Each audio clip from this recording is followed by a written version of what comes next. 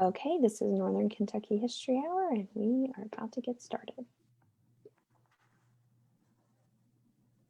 Good evening, and welcome to the Northern Kentucky History Hour. We will be letting everyone into the meeting and get started momentarily.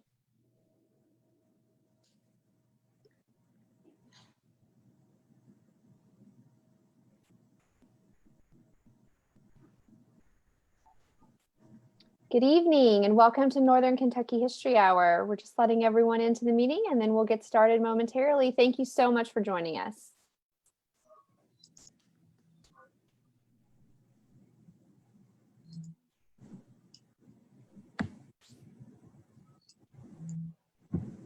Good evening. Welcome to Northern Kentucky History Hour. We will wait until about 6:31, and then we will get started. Thank you so much for joining us tonight.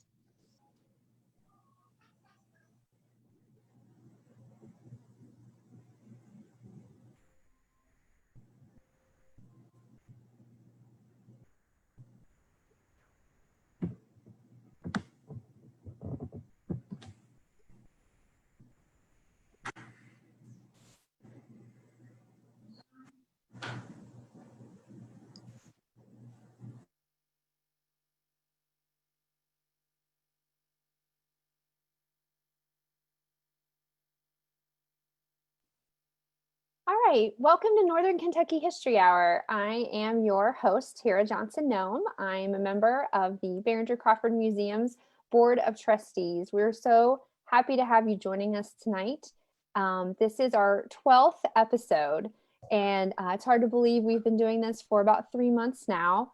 Very happy to have you all tonight. And if you missed any of the previous episodes, you can find those on Behringer-Crawford Museum's Facebook page or on YouTube. So love to have you go back and listen to some of those past episodes with some of the local historians, archaeologists, authors that we've been able to feature here on Northern Kentucky History Hour. Also, a couple housekeeping items before we get started. If you might notice that I have muted everyone in the meeting. You are welcome, though, and encouraged to please add to the chat. So you can type in messages in the chat, either comments on the presentation or questions that you might have. I will be going through those throughout the presentation, writing down the questions, and then asking them on your behalf at the end. Also, later we'll be talking about our now famous quiz. And so if you're new to the program, we'll let you know that the first correct respondent to the quiz question will receive a Northern Kentucky History Hour button mailed by me. So it might take a few weeks, but you'll get it. And definitely looking forward to hearing the answers on this one. So you enter that through the chat as well. So let's see, if you would like to turn off your video, you're welcome to do so. Just so you know, depending on the device you have, even if you can't see everyone, I will let you know that we can see you. So I'm happy to see your smiling faces, but just in case you weren't aware, we can see you. So thanks so much. And it's up to you, whatever your preference on that one. A few things about Behringer-Crawford Museum. We started this program, Northern Kentucky History Hour, when the museum was closed to in-person visitors, because we really wanted to continue the conversations about the rich history of our region. But the museum is actually back open now with limited hours. Feel free to go to bcmuseum.org if you'd like to plan your visit. We have a lot of programming and opportunities, especially for our members. So if you're not a member yet of the museum, we'd love for you to consider doing that. You can find out more, again, at our website, bcmuseum.org.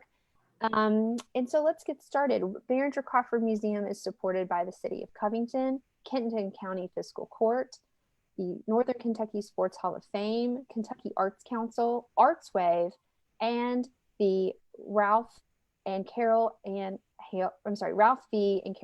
Hale Foundation, U.S. Bank Foundation. Sorry about that. And let's meet tonight's guest. Joe Klare is a former colleague of mine And I'm very excited to see this presentation. I think you all are going to be wowed by some of the photos that he has provided. He is the Vice President of Real Estate Finance and Investments for the Catalytic Fund, a nonprofit real estate investment fund which invests in the revitalization of Northern Kentucky's river cities. Joe joined the Catalytic Fund in 2014, where he also has held since then the titles of Director and Manager of Real Estate Finance and Investments. In his role, he manages investments in real estate projects that generate catalytic change in the community and create unique places that bring new investment, residents, and visitors to the Northern Kentucky region. Prior to joining the Catalytic Fund, Joe worked as an analyst at the Federal Home Loan Bank of Cincinnati, and he began his real estate development career with AU Associates, Inc., where he worked to transform historic buildings into new homes and commercial space. Joe received his MBA and graduate certificate in real estate from the University of Cincinnati, and he received his bachelor's degree in architecture from the University of Kentucky, where he also studied historic preservation at the graduate level. He resides in a historic home in Newport, Kentucky, with his wife, Rowan, and their dog, Ellie. So, Joe, welcome to our program. Thank you so much for joining us. Looking forward to tonight's presentation. Well, thank you, Tara. Just to give a quick shout out to Behringer-Crawford Museum. I've been a lifelong supporter of their programming. As a child, I used to do the archaeology camps, and when I was in high school, performed in a high school music talent show sort of series on the patio. So it's a great organization, and I'm really happy to be here. As Tara mentioned, I work a lot around finance and investment in real estate. But, at the very end of my intro, I think she mentioned I'm kind of a history and architecture junkie as well, getting my career started in really working to adapt old buildings to new uses and find a way to keep those buildings out of landfill and still in our communities. So that's really what I'm going to be focusing on tonight. I hope if you have any questions, you'll definitely chime in. I'll do my best to answer them as much as I can. And with that in mind, I'm going to go ahead and jump into my presentation. And I'm going to start just with a quick commercial on what the Catalytic Fund is and what we are, because I think for a lot of people, we're not like a big organization or a real popular organization where you see commercials or anything like that. But we have a big impact in Northern Kentucky, especially with our historic buildings, and we really love working with those. So we're calling tonight's presentation Building Stories, a play on, both the building height and the stories behind the buildings, and really trying to learn about how buildings and communities can really share their history together and learn from each other by adapting these old buildings and new uses for all of us to enjoy. So starting out with the Catalytic Fund, you've heard about my background and a little bit about the real estate work that the Catalytic Fund does, but our purpose is really to attract quality place-based real estate investments to the river cities of Northern Kentucky. That's Ludlow, Covington, Newport, Bellevue, and Dayton. And we want those investments to really result in regional economic development. So by preserving historic buildings, we're hoping to attract new jobs and new talent to our region, to work in our region, and really make it a better place. By doing this kind of community development, we really hope to improve the quality of life for all residents of Northern Kentucky. We don't just work in those cities, but that's where our primary focus is at this time. And our goal is really to help, make it a better region at large, both for the Cincinnati side of the river and especially Northern Kentucky. We were founded as the idea that urban renaissance is a key part of having a competitive economy. We know that Northern Kentucky is never going to take over or overtake Cincinnati as the major economy in our region, but we can be a competitive piece of it and a healthy neighborhood. So back in, I think, 2005, an organization called Vision 2015 set out a five-pronged plan that identified urban renaissance as a major need for our region to be more economically healthy and also more inclusive and provide different housing options and businesses and that sort of thing. So we were formed in 2008 out of that urban renaissance prong and have been working ever since trying to just better our urban core in Northern Kentucky. Again, the reason we do that though is because there has been some job losses over the years. You can see on the screen here, there's some, at one point there was some worries about whether or not job losses were going to have a major financial impact on the city of Covington. Those jobs, if people lose their jobs in Northern Kentucky, it's not just Covington, though. It can affect all the other cities where, taxes are important, and your residents having good quality jobs and access to good quality jobs is really critical. So we're worried about a challenging demographic shift that might work against Northern Kentucky, where as jobs move, so might the talent. And the goal is to really try to rebuild our economy by rebuilding its infrastructure. If you're familiar with downtown Covington, you probably know about its, last 50 years have been pretty tumultuous. Back in the 70s and 80s, Covington wasn't always the best place to be. It's always had great architectural stock. It's had, beautiful buildings, great people that have always lived there and been involved there. But, there was a lot of vacancy. Some of the buildings were boarded and they weren't, as nice as you'd really hope they would be.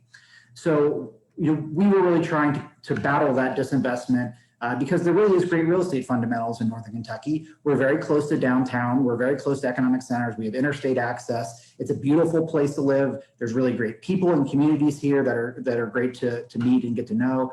So we really felt it was worth it to make this effort in investing. There's also a lack of resources. We have small cities in Northern Kentucky. I think there's like 25 different taxing jurisdictions, or I think more than that, maybe 35. We're 3 counties, two states between Ohio and Kentucky. We've got rivers dividing both our counties and our major metro area. So there's a lot of hurdles that make us making the same types of investments that Hamilton County or Cincinnati, Ohio might be able to make. We just don't have those resources. So we're trying to develop those and find ways to overcome those gaps so we can compete better with Cincinnati and Ohio. We do that through making financial investments, providing development services and consulting to real estate developers, business owners, and really anyone looking to invest in Northern Kentucky's real estate. And then we also do some vibrancy initiatives that help to make the quality of life here higher, to show off our region to others. We have an annual tour called Beyond the Curb that rotates through the 5 river cities of Ludlow, Covington, Newport, Bellevue, and Dayton. And the goal there is to really try to attract attention from places like Mason, Ohio, Hyde Park, places like that into Northern Kentucky, and kind of help them help to market those areas and really show off the assets that we do have and how wonderful quality of life we have. And just as a shout out to Tara, she was a really instrumental part of that when she worked with us at the Catalytic Fund and getting that tour off the ground. So we kind of have the motto that we do the hard to do stuff. So if it's a hard project, we're probably involved. If it's easy, there's no need for us to be. So we only get involved where we need to be.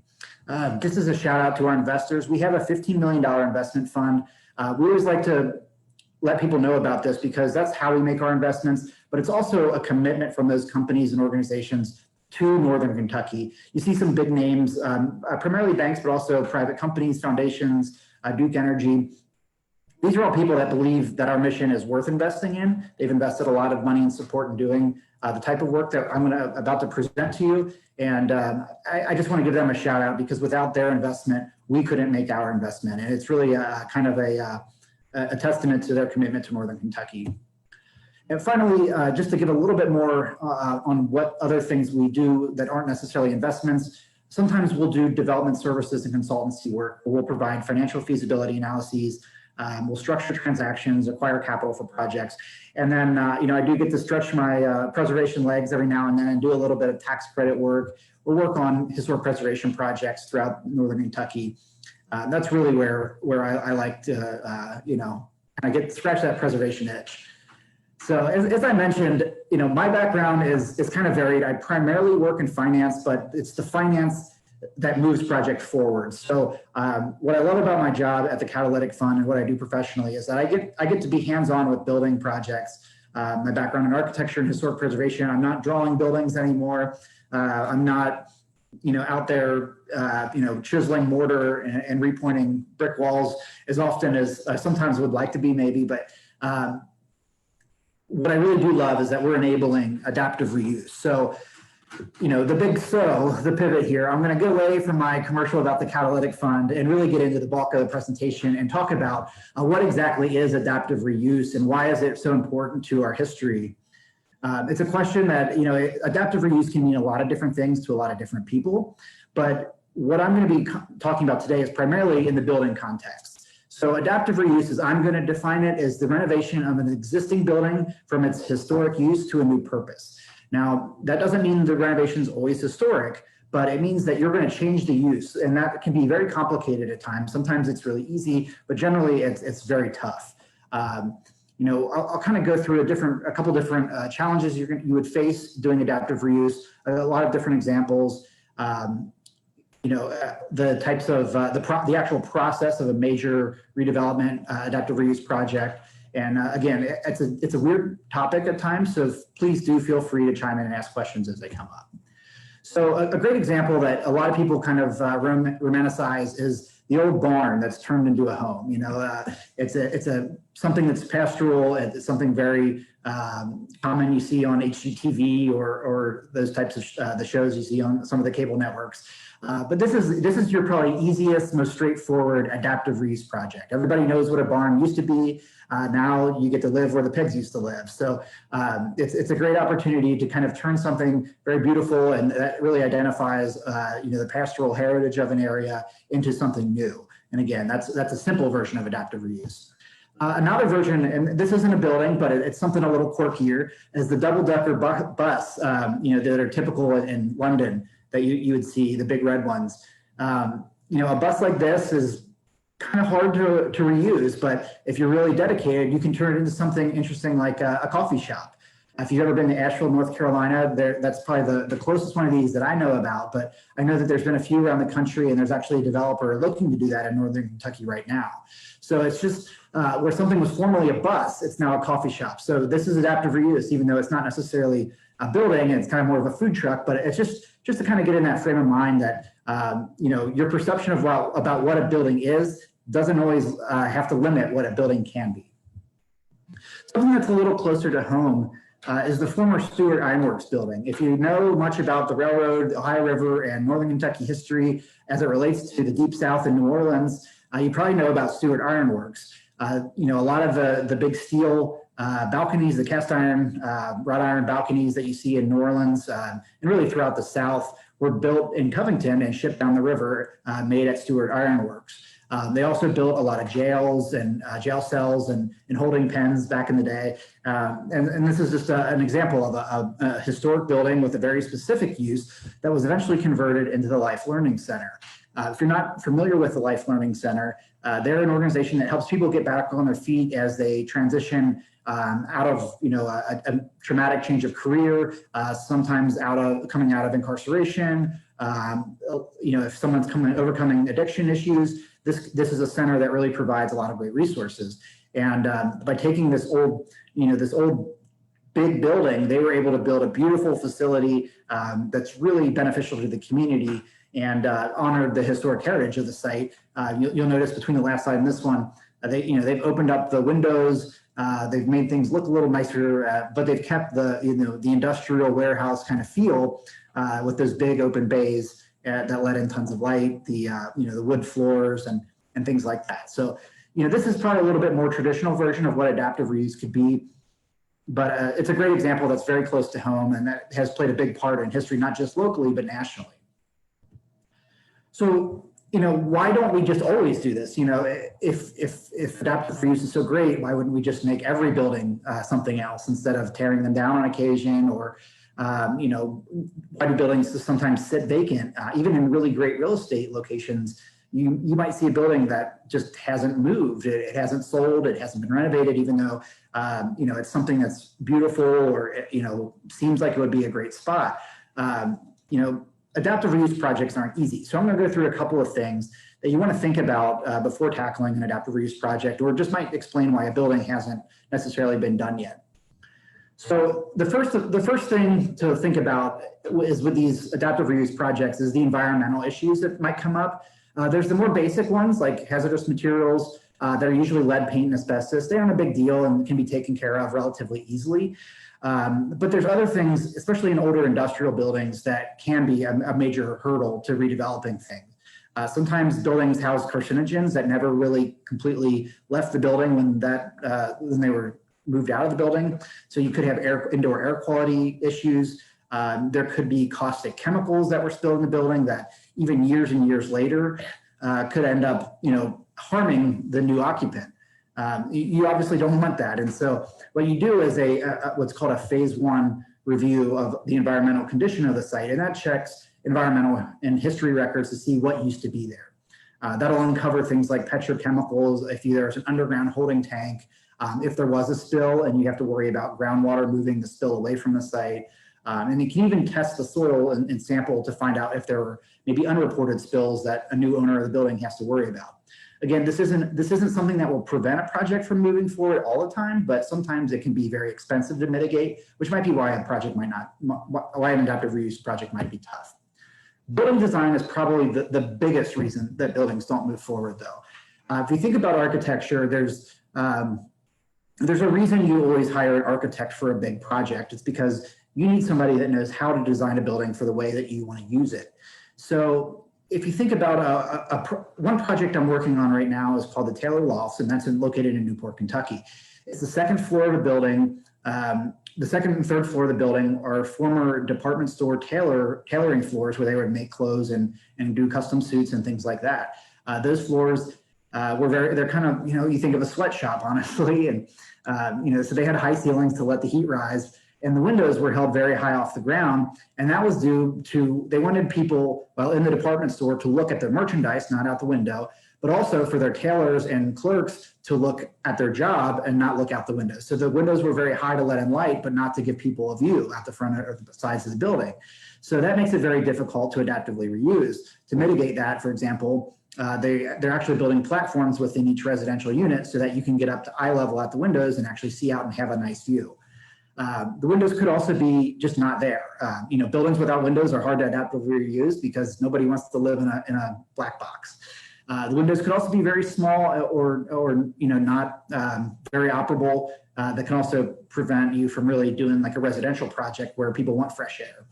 Large floor plates can also be hard to divide. Column location can kind of cause problems. I'll show a project like that later. Also, buildings that have a large floor plate can have hard to access exits for fire code issues. But a lot of times the two biggest things are they're a specialized design that have very high ceilings. Think a 40-foot high ceiling. What are you going to do in that space? That's it's a lot of volume to heat and cool for a residential unit. Same with an office building. But they might have had an interior crane or something like that in that space that no longer works or no longer is needed. So you're trying to adaptively reuse, but you might have to put in a new floor plate. If you think about old theaters, a sloping floor plate's great for a movie theater or a performance venue, but it's not very great if you're trying to make that a retail building or a restaurant. Nobody wants to try to serve food on the slope. It's very difficult. So specialized buildings can be very challenging to adaptively reuse. And then building materials can, pose some issues with modern code. When you change uses of buildings, there's some code issues there. And building materials may be hard to replicate, might not have good fire ratings, or may no longer be manufactured, making it impossible to renovate or repair those. And finally, some buildings do wear out. It's unfortunate, but sometimes you do just have to tear down a building because of structural failures. The building could just be, the floors are too bouncy, it's not really safe. There might be alterations over the years that kind of destroy the historic fabric of a building beyond repair. And sometimes, a really beautiful building can be in a really bad location. Nobody wants to do a loft renovation of an old industrial building next to a bunch of active industrial sites. I wouldn't recommend living next to a railroad if you're a light sleeper. I've done it and it's not that fun. A lot of old buildings that were related to river traffic or railroad traffic might be in floodplains, which are very hard to finance construction on. And it's just things like that. That can be another reason why adaptive reuse is not very feasible. But so why then would we bother saving buildings through adaptive reuse? Well, there's a couple of major important economic development reasons, but also, your local history is really important to who you are as a community and what you are. If anybody's traveled to Lexington since, I think 2010, up until about 2018 or 19, you probably noticed the giant hole in downtown Lexington. For a project that was billed as Center Point, it really became Center Hole. That project was one that they did not want to adaptively reuse the buildings, and because they were not willing to reuse the buildings, financing fell through in the last financial crisis, and they got stuck with a bunch of raised buildings that they couldn't do anything with, even for a short-term period of time. So, by not being willing or open to adaptively reusing buildings, you open yourself up to kind of eyesores, like a big hole in your downtown. Nobody wants that. Another important piece of this is to preserve local history. Everybody's probably seen this building. If you've ever driven MLK 12th Street in Covington or driven by on 7175 at the base of the cut in the hill, this is the former Bavarian brewery site. It was built just after the Civil War as a German-style lagering brewery. It has a lot of very specialized construction in it, and that's why the county, when they renovated this project, wasn't able to save every inch of the building, but they were able to save the most architecturally significant piece of it, which housed the brew house and malting areas for the brewery. A great example of adaptive reuse, this building closed down during Prohibition, reopened up for a little while, and I think closed in the 70s, I believe was when they last brewed here. Later on, it became the Party Source World of Beer for a very brief period of time, and it was a little microbrewery. And then after that became Jillian's entertainment complex that was there for about a dozen years or so. I'm sure everybody remembers the giant Jillian sign. It was there long after they were closed. But when you drove by on the interstate, it made for, the building was in good shape and very prominent. So this left side, this left image is the old building. The county then renovated that building and built a new building that had more of the modern services they needed for emergency management and things like that, and connected the two to really emphasize the importance of Northern Kentucky's history. They very easily could have torn this building down, but they didn't. They were committed to preserving it through adaptive reuse. So if you haven't had a chance to visit yet, it's a beautiful building, a really pretty project. So I'd highly recommend taking a visit sometime down to your Kenton County Fiscal Court building. Another reason to think about adaptive reuse over demolition is just to be environmentally conscious. When you demolish a building, very few of those building materials can be reused. They end up in a landfill. So why adaptive reuse is important, obviously there's a continued push for more environmental consciousness and trying to be better about, being energy conscious. And really the biggest embodied energy store in the world is in our buildings. It takes so much energy to carve stone, make bricks, dry lumber, cut lumber, transport lumber, and build it. There's so much embodied energy in those buildings that if you really want to be environmentally conscious, you should think twice about building a new building, even if it's a very green and economic or environmentally sustainable building. There's a lot you can do with old buildings to make them more efficient. And before you tear one down, always think about what you can do to reuse it. This is the old Mother of God parochial school in Covington. It was torn down to make a parking lot. And, it's one of the most depressing photos of such a beautiful, Greek revival building that we just don't build them like that anymore. And, it's something that we should really think about before we tear down is how could we reuse that? A building like that today in Covington would be one of the most impressive office buildings, apartment buildings that you could think of. So just another example. And finally, why adaptively reuse is really important to keep our local identity. People don't visit to see your strip malls. They don't go to see your O'Charlie's and your Walmart. They visit to see the buildings and the communities and the business districts that are unique to you. And one of the best local business districts in Northern Kentucky is Mainstrasse. Similar to Newport, where I live, Bellevue's Fairfield Avenue district, Newport has Monmouth, Dayton has 6th Avenue, Ludlow has Elm Street. We have such great small business districts, and it's important to keep those and reuse buildings at every chance we can get to keep our local identity, because they really do define who we are and the history of our building. This building here is now known as Frida Restaurant. It's on the corner of 5th and Main Street in Mainstrasse, right on the big the promenade there. I'm sorry, 6th and Main Street in Mainstrasse. This is a former grocery store. It was built as a grocery store, I think in the 1850s, maybe. The building was in terrible shape. There was major structural issues, but Paul and Emily Weckman that own Otto's restaurant and the new Standard restaurant, that's also a great adaptive reuse project, really wanted to save this building because it was so important to Mainstrasse, and they really put in the work to make sure that the local identity of Covington was preserved. So I'm going to talk now about what the process of going through these types of projects is.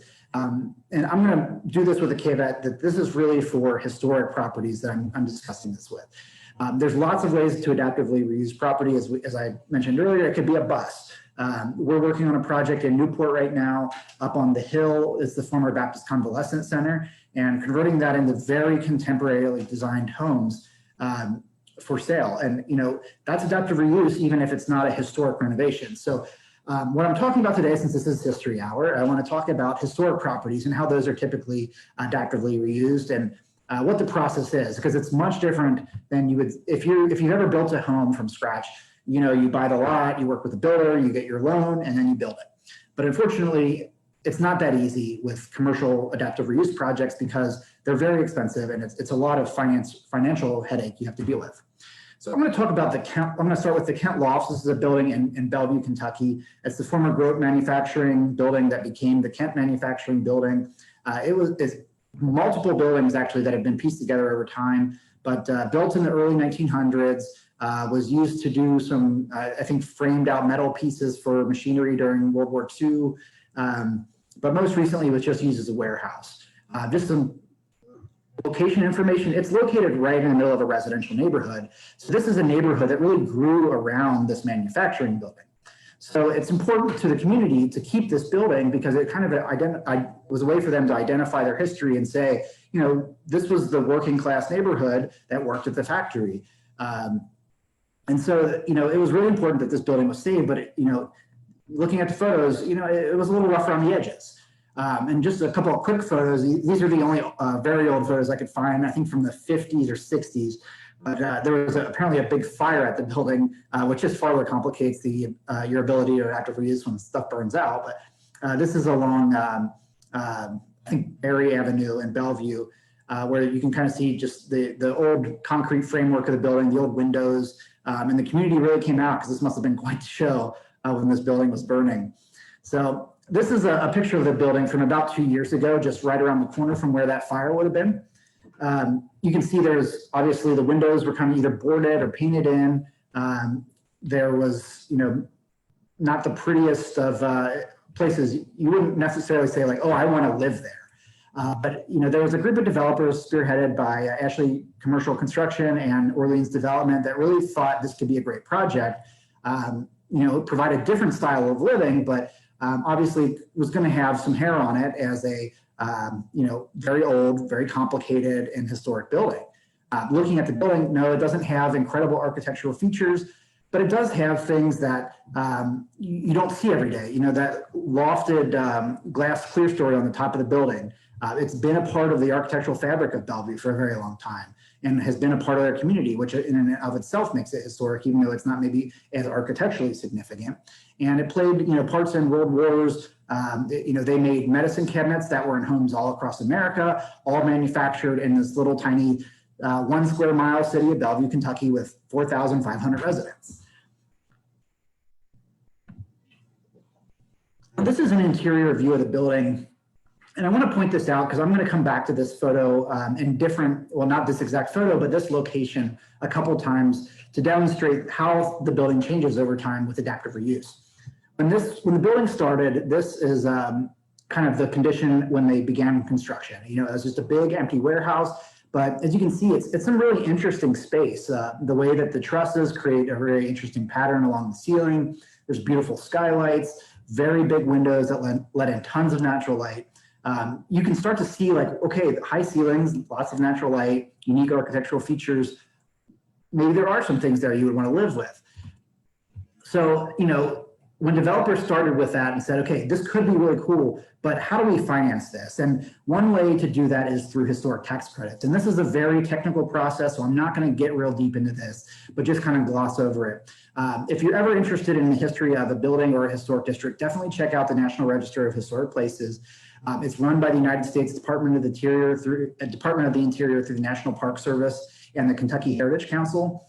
Great resources for your local history, especially as it relates to architecture or places where very significant things happen. So in order to start the historic tax credit process, they had to put the building on the National Register of Historic Places and really built the case for that around how this has been a really integral part of Bellevue's development and history as a large manufacturing and job center. Then you need an architect that can figure out what to do with that space. So if you look at this plan here, I know plans aren't for everybody. Not all of us are looking and thinking in plan view every day. And I apologize, this is turning out a little bit late. But you can see where they start to look at the building. I'm going to shade the building here.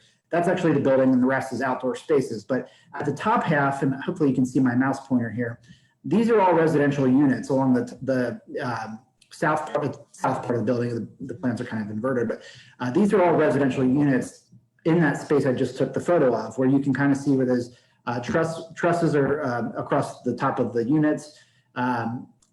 Spaces have big open glass windows, so it would be a nice place to live. At the bottom of that drawing, though, that area of the building was actually underground. So what do you do with an underground portion of a building when you're trying to create a residential project? Well, that makes for really great parking. You can see the squares on here mark the column grids. That can be a really challenging thing to work around because you can't move a building structure, especially in an old building like this. So it laid out really well to become a parking area for the building and provided an underground indoor parking amenity for the residents. Again, here's another plan version of the drawings. This is a zoomed in version of it, where you can see on this first floor, you would walk in the door here, you'd have a small dining area, laundry and bath. You'd have an option to go up to your second floor loft area, but then you have your living room and kitchen. That's right here in the building. On the second floor drawing, you would come up the stairs and then you could go off to either of the bedrooms on this floor where your actual sleeping space is. Now, I think this, I'll show you a photo of that in just a second because it is really dramatic and a really cool thing. If you're ever looking for an apartment, I highly recommend these. They're very nice, and they had a great financing team with the Catalytic Fund and First Financial Bank. A quick plug there. But once you have your plans that work within the building space, you then need to figure out, okay, I have the plans, I have it listed on the National Register. Now I can apply for those historic preservation tax incentives, which are how these projects are to get developed.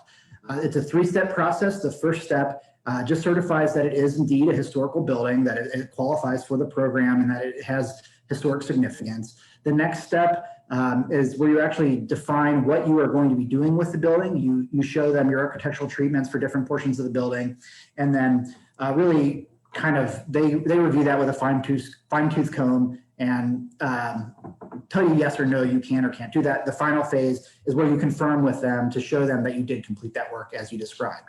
So it's a lot of paperwork, a lot of paper pushing. You're working with both the state and federal government on that, so you can imagine the headaches that come, but it's a great process for preserving buildings and really helps with adaptive reuse of buildings because those projects can be a little bit more expensive, so this incentive helps offset that preservation work. So you have your tax credits, you've got your architectural drawings, you've got the building ready, it's time for groundbreaking. So here's another photo in that space of the groundbreaking for that project. Really exciting. Everybody gathered around really ugly windows in a dirty building, kind of getting ready to celebrate. Hammers being swung, bulldozers wrecking out the old finishes that aren't historic, and kind of going from there. So I'm gonna start getting into how the buildings are actually adaptively reused though. Based on that first photo we saw, you remember that skylight that went through the building at the top of that arched area in this big, beautiful iron trusses through the ceiling. So in this case, this is where you would have walked in. This is your kitchen was going to be down here in the left-hand corner of the image, and then your loft is actually above you.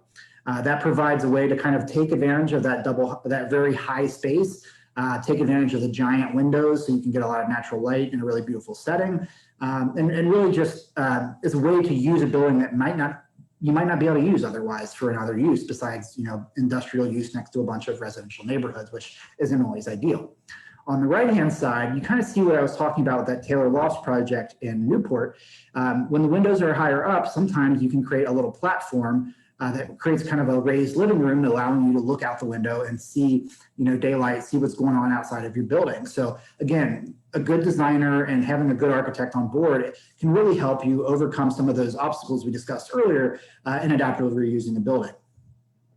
And here's just a view from one of those lofted areas. So you can see how it creates a really dramatic space. I know if I was, somebody looking for a really cool, hip kind of place in a historic building, this would be where I'd look in Northern Kentucky. It's one of the coolest projects I've ever been involved with. So you can really see like how that space gets really dramatic with beautiful big windows, double height ceilings in your living room, and kind of how it's just built out in the, you just walk upstairs to your really cool loft space. And then finally, this is my favorite shot of the Kent lofts. This is a picture of that hallway with those lofts built in. You can see these long steel beams running down the length of that hallway, which we looked at earlier. And then there's that skylight with the really pretty steel work coming through the building, the trusses. It just creates a really, really beautiful place to live. And this is your hallway when you walk to a unit. If you think about a typical apartment building, you've got an 8-foot ceiling that's maybe 6 feet wide and it's just drywalled with some carpet. Imagine living in this instead. It's just so neat. So, this is still under construction, but eventually you get to the point where the project is finished. And, these projects help to attract new people to Bellevue in Northern Kentucky. And those new people will hopefully attract new businesses with more spending power, new residents. The community becomes more vibrant. The existing residents get more amenities because there's more people to serve. Businesses want to locate there, and it becomes a very positive catalytic effect for the community. So the building's done now. It's currently about 80% leased up, which is great. It's been leasing through a pandemic. It means people really do want to live there, and you can kind of see how those windows were renovated and how the building was cleaned up. This is kind of over the little courtyard area. This is the main entrance to the building. They replaced an old garage door with something that looked like some of the big steel windows throughout the building to create a really kind of historically appropriate entry, but also something that's pretty hip. Here's a picture of that hallway with the lofted areas. You can see, if you think about walking down a hotel corridor or an apartment building, this is just so much better and such a more interesting way to get to and from your home every day. Inside of the unit, these are just some of the images from inside, so you can get a feel of how this building was reused. The kitchen and the kind of dining room area. They left a lot of the stairwells very more contemporary design so that you could get a lot of light in underneath them and kept them open. Here's a picture of that loft with the steelwork in the background, so you get that architectural accent with that lofted area that really provides some neat space, but also a different style of living than many of us are used to. Here's a view down from the loft into the living room space with those big windows. A picture of what the bedroom looks like, again with huge windows, high ceilings, and those concrete details on the exterior of the building. A picture of the entryway, a picture of the living room. I love those ceilings where the old concrete formwork is still visible and creates a really neat texture, and the painted brick on the outside of the building. And again, just some more pictures of the property. So I know many of you have probably been waiting for tonight's trivia question, and I think you can chime in via the messaging app, the messaging part of the app, and Tara is going to be monitoring those to see who chimes in first. But the building most recently occupied by the Durobag paper bag manufacturing company is on the next slide. And so we want to know what the original use of that building was that you can see on these slides here. So the building is located just south of MLK or 12th Street by the Cathedral Basilica in Covington. If you're familiar with that, you probably have driven past this building before, but you might not know the pretty interesting history of it and how it relates to the whole region. So we'll answer that at the end if nobody's got it, but I know Tara is going to be seeing if anybody chimes in to get the correct answer first. So another project that was really a really long storied history that many of you might have been to is the former Coppins department store located at 7th and Madison in Covington. The rumor is that the owner of the department store hit it big at a horse race, and that's how he was able to finance the finish of the building. If you go, they have a cocktail named after the horse, and I think it's called Wisdom, I think was the name of the horse, which I don't know if betting your department store on a horse is very wise, but it panned out for him, and it turned into a beautiful building. The department store was over 4 floors. It occupied almost a half block. The left-hand side of this building is the facade of that is still intact, even though most of the building was deteriorated to the point that it had to be torn down. But this was a very large department store that had 4 floors of retail and then 3 floors of office on top of it. They shipped around the country. They were one of the largest department stores in greater Cincinnati. And, it's just a monumental building. I think it's actually the tallest historic building in downtown Covington. Obviously, with River Center and some of the hotels, there are some taller ones now, but this otherwise would probably be the tallest historic building in Kenton County. Just to give you an idea of what the interior of the space looks like and how it changed over time, notice the big columns that kind of go down the right-hand side of the image here. What's really cool is at the front of the building, when you came in, the floor was actually sloped upward. So you could see the entire sales floor from the front entry of the building. That's a great architectural detail for somebody that really wants to see what's all available for sale and show off as a store owner how much you have for sale. So just a cool architectural accent. You see over here is probably, I think it's a beauty counter where you could get your makeup and hair products and things like that. And what's interesting is that counter is to some extent still intact with the current use of the space. Here's another, just a really interesting photo of the building. They actually had bricked it up during the flood of 37 to keep the water out of the building, but then they then had to pump the water out of the basement. I don't know how it stayed out with them pumping it right out the front door there, but this is just a great piece of history about how the building fared back in a little about 80 years ago during the flood of 37. Eventually, buildings always change. They learn, they see changes in style, architecture, and you start to see what happened to a lot of historic buildings in greater Cincinnati as it got a new facade, or at least a partial new facade and entryway that looked very, modern and jet age with pop-ins. It no longer had big, beautiful lighted glass windows. There weren't pretty, plate glass storefronts. There was a new aluminum storefront with a slick aluminum paneling put over those beautiful windows that let all the natural light into the space. Again, just another example about how buildings learn over time. What's also interesting is you can see the police officer there in the middle of on the corner directing traffic, but the stoplights are in as well at that point.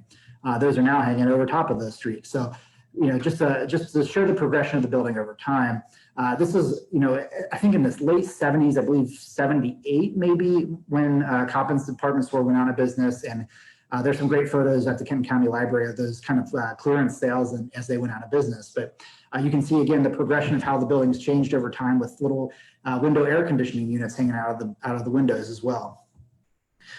So about the time, about 20 years later, the city of Covington stepped in and bought the building as their city hall. There wasn't a whole lot of major changes here. The building, a lot of the commercial space functioned really well as public amenity space, council chambers, waiting areas and things like that. And then the office spaces on the upper floors again became good office spaces for the city hall. You can see the city made an effort to redo some of the historic fabric with the new storefronts and put in some more appropriate glass up there when it was City Hall. I think that this must have been Christmas time with all of the, the Christmas trees out. But, this was, up until about 7 or 8 years ago, the most recent incarnation of how the building had been adaptively used over time. Finally, in 2016, many of you may have been into the Hotel Covington for an event or for dinner at Coppin's restaurant or for a drink at the bar, or maybe just to see the lobby because it's beautiful. Hotel Covington came in and they renovated the storefront to look very much like the original historic storefront. The hotel is a 114-room boutique hotel. It's been featured in the New York Times, Travel and Leisure, Vogue, you name it. People have been talking about it in their magazines and travel articles. So this was a huge deal for Covington because it really presented a new, something new, but also something very different for the building that had been City Hall and was a department store, was now a boutique hotel. And again, design challenges were difficult because it was an old building with a very different use than the newest. But it became something really, really beautiful. This is a real image of what the space is. It's not a rendering. That is a real people. Those are real chairs and design finishes. This is a great way to show how a historic building can have a very contemporary use and very contemporary finishes that honor the historic tradition of the building and the historic uses. You can see those columns at the front of the building, or the right-hand side of the image that stretch from the front of the building to the back. They help divide the space up and kind of divide the bar where those old beauty counters used to be is now the bar for maybe something that helps make people look more beautiful to the drinker. You can get your drink and, put on your beer goggles, I guess. And, again, just kind of that space just happened to lay out really well for another counter type use. The outdoor area, this is another part of the old design floor. This is where, this is adaptive reuse. Even though the building itself wasn't structurally sound and had to come down, the walls of the space were preserved as much as possible, and that space was adapted to a large patio and dining area. And you'll see people having weddings. You can go out there for drinks. They serve dinner. You can have private events. It's just a beautiful space because it shows the architectural history of the space in the Hotel Covington building when it was Coppins beforehand. This is the dining room for that building. Obviously, this is a much more contemporary addition, but again, shows the original historic pieces of the building by creating a kind of glass jewel box that doesn't try to create something fake that's historically reproduced or anything like that. It shows you where the original building was. You can even see on the right hand side of the image there, these are the old joist pockets where the joist of the floor for that part of the showroom of the department store was. So they left architectural elements there that still inform what the space is, even though it's not what it used to be. And that's a great way to kind of honor the heritage of the building. And then real quick, here's just a quick photo of one of the rooms. A lot of people have been in the lobby and in the restaurant, but just to give you an idea of what the rest of the hotel looks like, there's really, kind of some really great design touches here that maybe people don't necessarily recognize. The trash can in the room is a brass shopping bag to honor the Coppins history. There is a really neat, every room has a magic 8-ball because the magic 8-ball inventor was from Covington, Kentucky. Instead of having a closet in the room, you actually have a clothing rack like you would have on display in a department store. So it's just some really great touches that really speak to the history of the space. While it is a completely new space with completely new finishes, this building was a really beautiful piece of adaptive reuse that had to overcome all of those hurdles we discussed earlier and faced a lot of design challenges, but really honors the history of the building, preserve that beautiful tall, one of the tallest buildings in Covington. It couldn't have been done without the history of the building. People wouldn't want to stay there without the history of the building. So real quick, just another shout out for the Hotel Covington. They are acquiring the old YMCA next door, another adaptive reuse project. I'm not going to spend a whole lot of time on this because it's still a work in progress, but this building was a YMCA, then became a large social service facility, and then was used by Gateway Community College as a facility. So it's also gone through a few uses, and soon will be a number of different uses, including event facilities, new suites for the hotel, and I believe there's going to be a restaurant and bourbon experience on the first floor there as well. So just another new adaptive reuse project coming down the pipeline. So I think now that we're wrapping up, Tara, did anybody get the trivia answer? Yes, and so for the first time in our history, we actually had to go to the judges on this one. So I did a little Googling research to determine we're going to be sticklers this time because we did have a lot of correct answers. So the first technically exactly correct answer that we were looking for, do you want to tell them what the answer was, Joe, and then I'll say who won? Sure. Well, you see the building on the left and right here. They are attached, and they are part of the original C&O offices, roundhouse, and train engine repair facility. So that left side, they would turn the trains around to reposition them on the rail line, and on the right side, the reason those are such tall buildings is because they had giant cranes in them that would lift engines out of trains and make giant repairs. So really neat history there as well. Very cool history. The first person that answered train roundhouse was D. Clark. So thank you to D. Clark. And sorry for those. There were some other correct answers. Sorry to the Geracies. You guys got it right, but you were a little bit more slow than D. Clark there. We should have the address because everyone had to register. So hopefully you put in your mailing address. If not, we will be in touch to get that, and we will get you your button. So come back next week, Geracies, and try again. So thank you for everybody for playing the quiz. We appreciate it.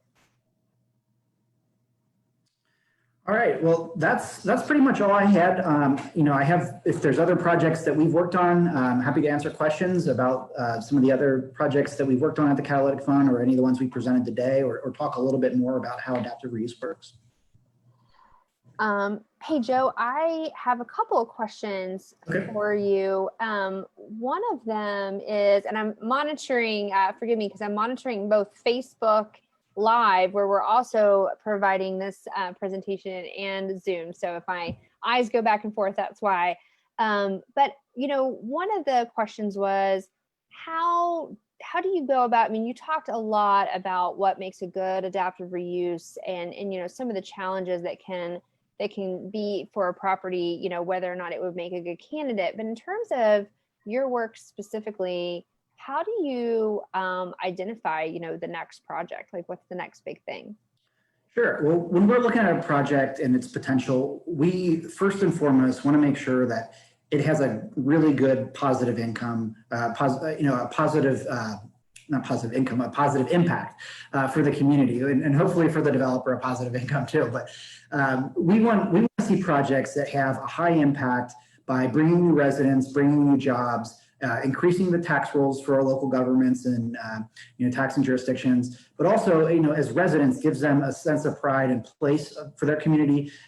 It gives them something when they walk down the street, they can see people investing in the places they live. We don't have a whole lot of interest in going out to a farm and putting in a new road and a Burger King and a drugstore. There's plenty of people that do that, and it's a necessity. But what we really focus on are the projects that really bring big community change. And sometimes those are very big projects, like Hotel Covington. That's a 20 million plus project. Sometimes those are very, very small projects, like we're working on a small bakery in Ludlow. We financed a project called Jerry's Jug House, which is a former garage converted to a bar and apartment. There's little projects like that are only a few $100,000 are just as important as those big ones, because they have big impact. And the little projects, when they're not done, become missing teeth in our community. And our goal is to have a full smile. So when we're looking for things that work, obviously there's not an infinite supply of money. Projects have to be cash flow positive. We're looking for things that align with what the community's vision, the master plan for the community, their zoning, obviously. We're looking for things like that, but we're also looking for a developer that we trust, that we know is invested in the community and wants to be there for the long term. We don't want somebody who's just looking to fly by night, come in and kind of pillage a community for its assets. We want somebody who is kind of on our team and is as invested in the community as we are. That's awesome. Thank you so much for providing that. We have time for one more question. So I am going to go to Joe Daughtery's question, which is, there is an old furniture store on Madison, which is now Gateway. Was the Catalytic Fund involved in that project? And I think I know the answer, but why don't you tackle that one? And so, that the old furniture store, I believe, was the Marks Furniture Building. Community College took that over and created a classroom and meeting space there. So the Catalytic Fund was involved in kind of as a consultant in that project. We worked very closely with the Gateway Foundation when they were developing their urban campus strategy. Our CEO, Gene Schroer, was on the board. Tara worked very closely with Gateway Community Foundation and Gateway Community College on a couple of property projects there. The goal there was, to create a comprehensive urban campus. Now, they've kind of shifted strategies and are really they still utilize that building and have students there every day, when we're not in a pandemic, of course. But we were involved with that project kind of more as a consultant. We didn't have to make an investment there because, the community college could handle that. Awesome.